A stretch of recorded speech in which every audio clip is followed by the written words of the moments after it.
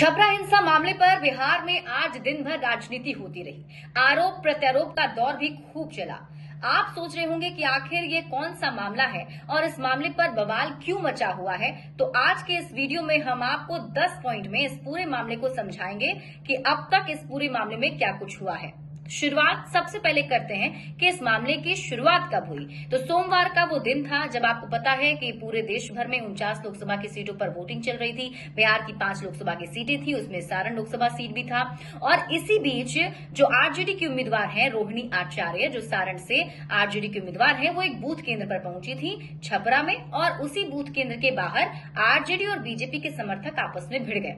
विवाद आगे बढ़ा तो प्रशासन ने इस पर संज्ञान लिया। प्रशासन ने अपनी सूझबूझ से पूरे मामले को सुलझा लिया और मामले को शांत करा दिया गया। लेकिन इसके बाद जब मंगलवार को विवाद एक बार फिर से शुरू हो गया, यानी कि सुबह में इस विवाद ने उग्र रूप ले लिया।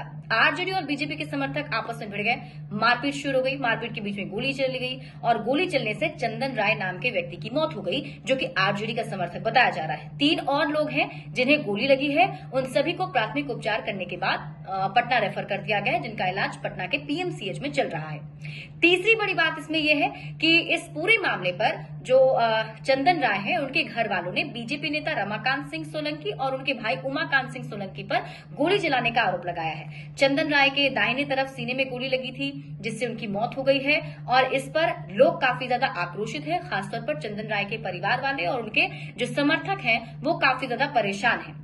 अब इस पूरे घटना को लेकर पूर्व मंत्री जितेंद्र राय जो थे वो सदर अस्पताल पहुंचे। तुरंत उन्होंने वहां पर पहुंचकर पूरी घटना की जानकारी ली और उन्होंने बताया कि घटनाक्रम की जांच जो है विशेष रूप से कराई जा रही है। जो भी दोषी पाए जाएंगे उनके खिलाफ सख्त कार्रवाई जो है वो की जाएगी। उन्होंने एसपी से ही बात की तो वहीं एसपी ने बताया है कि 2 पार्टी के जो कार्यकर्ता है आपस में भिड़ गए थे और इसी वजह से मौत हुई है और अफवाह कोई ना फैले, इसलिए प्रशासन ने कार्रवाई करते हुए इंटरनेट सेवा को छपरा में 2 दिनों के लिए बंद कर दिया है। कल से ही इंटरनेट सेवा छपरा में बंद है और आज भी बंद रखा गया है ताकि कोई अफवाह ना फैलाई जा सके।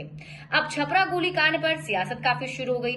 आपको पता है कि इस पूरे मामले पर जहां एक तरफ बीजेपी जो है आरजेडी पर ठिकरा फोड़ रही है, तो आरजेडी वाले बीजेपी पर आरोप लगा रहे हैं। इस पूरे मामले पर राजद की जो प्रत्याशी है मीसा भारती, उनका बयान सामने है। उन्होंने कहा कि ये दुखद घटना है क्योंकि हमारे परिवार के सदस्य की मौत हो गई है। इससे पता चलता है कि राज्य में डबल इंजन की सरकार जो है उसके तहत जंगल राज चरम पर है। तो वहीं जो छपरा में जो मौजूद थी उस वक्त सारण से आरजेडी की प्रत्याशी रोहिणी आचार्य, उन्होंने बयान दिया। उन्होंने कहा कि जो भाजपा वाले हैं वो डर गए हैं, लोकतंत्र की हत्या हुई है, हमारे 3 कार्यकर्ताओं को गोली लगी है, हमें न्याय चाहिए। तो वहीं इस पूरे मामले पर सारण के आरजेडी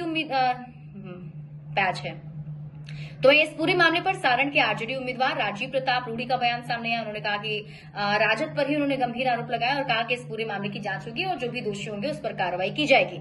अब इस पूरे मामले को लेकर दिन भर एक दूसरे पर आरोप प्रत्यारोप होता रहा।